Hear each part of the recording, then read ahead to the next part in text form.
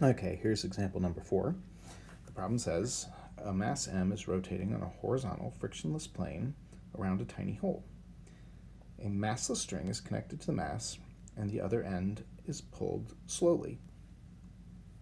And I added, if the ball starts at a radius of 0.65 meters and an initial angular velocity of 3.14 radians per second, how fast will it rotate when the radius is reduced to 0.25 meters? So the picture here is that this ball is rotating around and around this circle, and as the string is pulled, that circle gets smaller and smaller and smaller, and then the ball is going to be rotating around that smaller circle. So the question is, what physics should we use here? And well, we might think Newton's laws for rotations, but we're not trying to find an acceleration or an angular acceleration, so Newton's laws aren't really the best choice.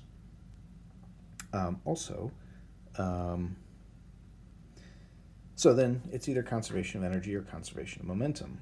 So if we're going to do that, we have to imagine what's the system that we're looking at. And the system we're going to look at for this is just the ball. And so we have to ask ourselves, is it an isolated system?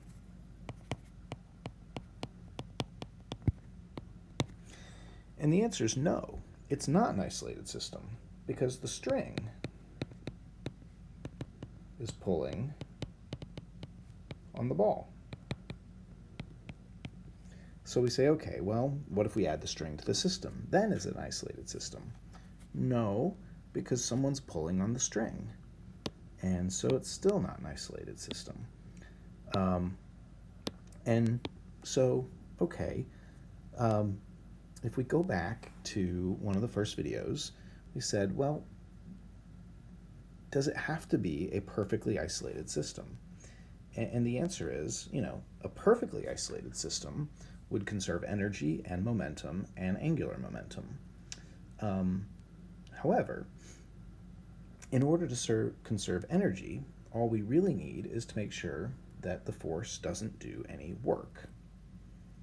But here, the string is pulling the ball in towards the center of the circle, and the ball is moving in towards the center of the circle.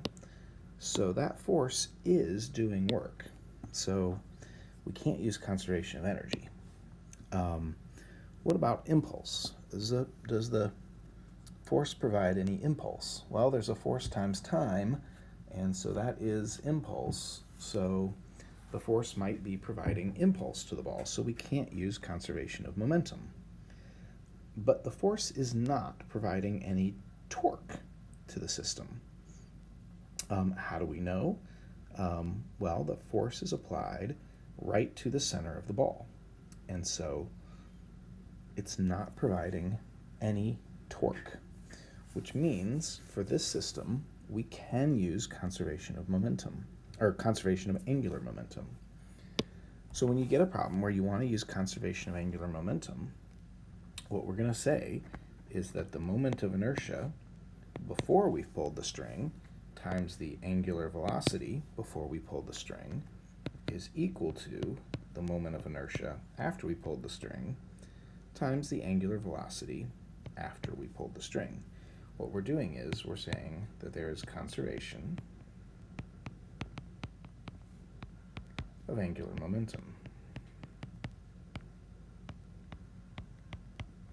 And this is valid anytime we can identify a system, especially a rotating system, that has no external torques, no torques from outside the system. So this ball and string represent a system that is rotating and has no torques from outside of the system. Another way to look at this, okay, again, imagine the ball and the string as our system. If the axis of rotation is the center of this circle, and the force we're pulling with is straight down, that force has zero lever arm and therefore zero torque. Okay, So we're going to use conservation of angular momentum, which means the initial angular momentum times the initial omega is equal to the final angular momentum times the final omega. And what we've said is if we have a rotating object, we can calculate its moment of inertia by first imagining the object itself. Like, for example, if we had a merry-go-round, we'd say, okay, here's my merry-go-round, and it is just a flat cylinder. And if we've got kids on the merry-go-round, they act like sort of additional point masses, additional masses on that cylinder. And if it's rotating around the center, we could look up the moment of inertia. And in this case, the moment of inertia would be the cylinder itself, the merry-go-round itself, 1/2 mr squared plus an extra mr squared for each of the kids on the merry-go-round.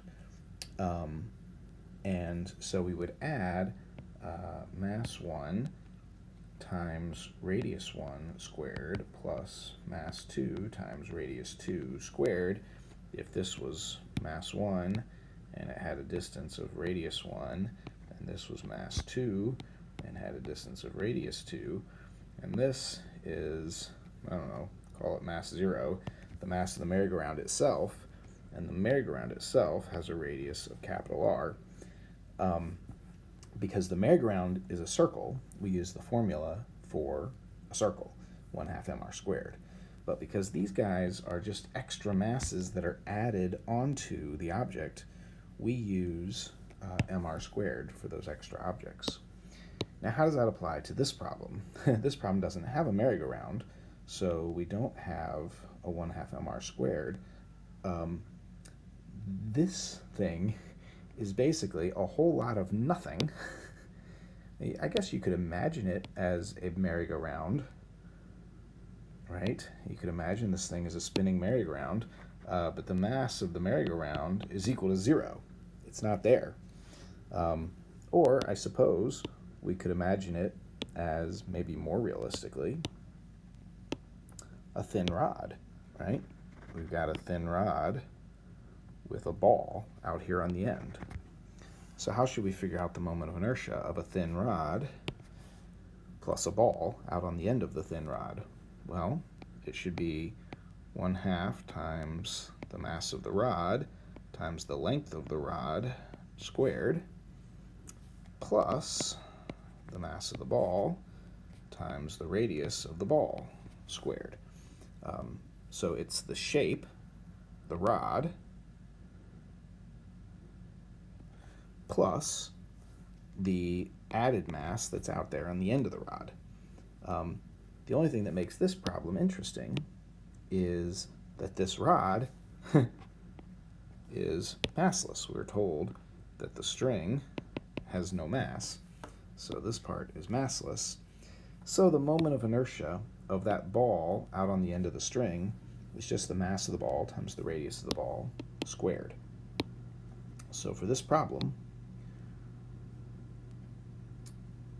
initially, we've got this ball out here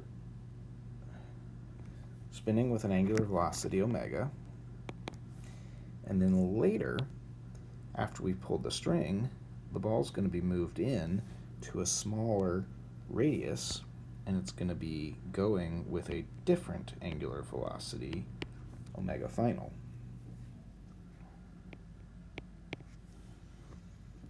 Okay, so let's see how this works in our equations. Moment of inertia initial times omega initial is equal to moment of inertia final times omega final. What's going to make all of these problems different and unique is figuring out the moment of inertia of your object. Each problem, you're going to have to very carefully figure out the moment of inertia of your object before and the moment of inertia after. In this problem, we've just got this ball out on the end of the string, so the moment of inertia of that ball out on the end of the string is mr squared. initial is equal to mr squared omega final.